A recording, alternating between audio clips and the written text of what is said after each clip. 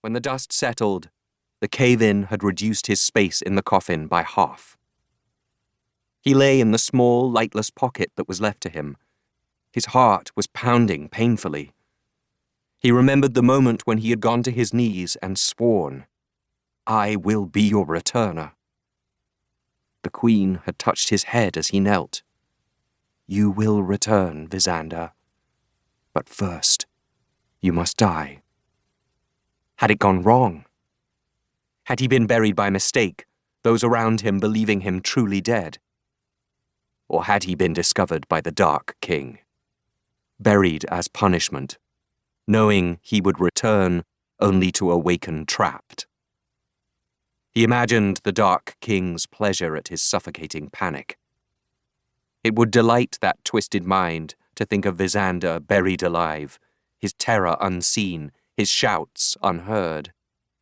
The spark of hatred in Visander ignited, the burn bright in the dark. It drove him, stronger than the need to live, his need to kill the Dark King. He had to get out.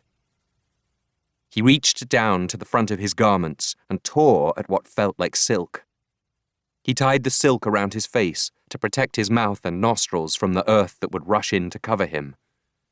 Then he drew in a breath, all the air he could gather, and this time punched with every bit of his remaining strength at the splintered wood above him.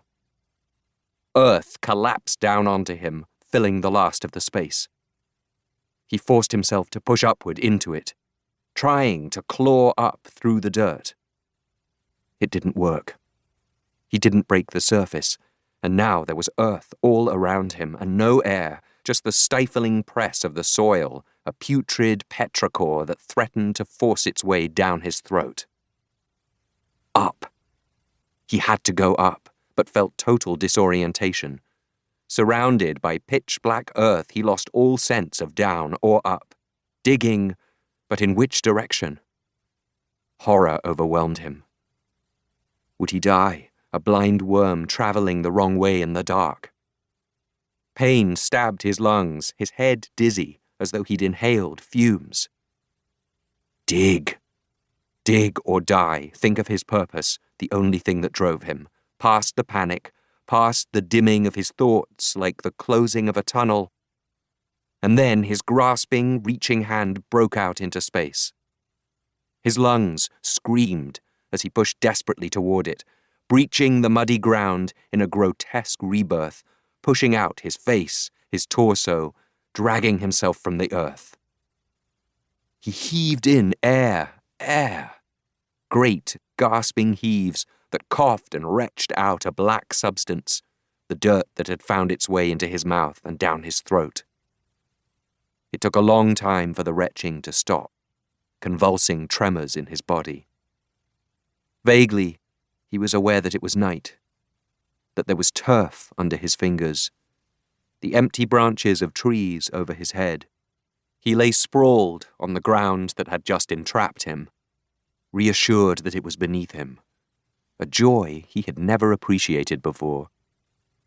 He lifted his forearm to wipe at his mouth, saw the tattered silks that clothed him, and felt a strange wave of wrongness.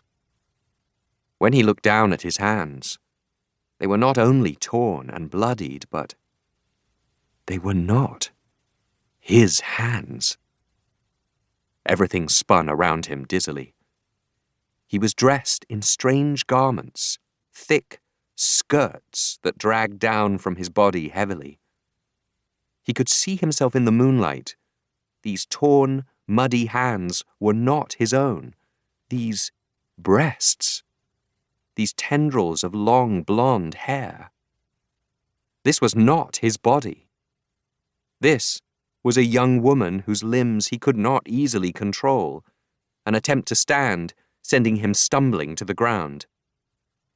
Light flared, and at first he flung his arm up to shield himself from it, his eyes unused to anything brighter than the dim moonlight.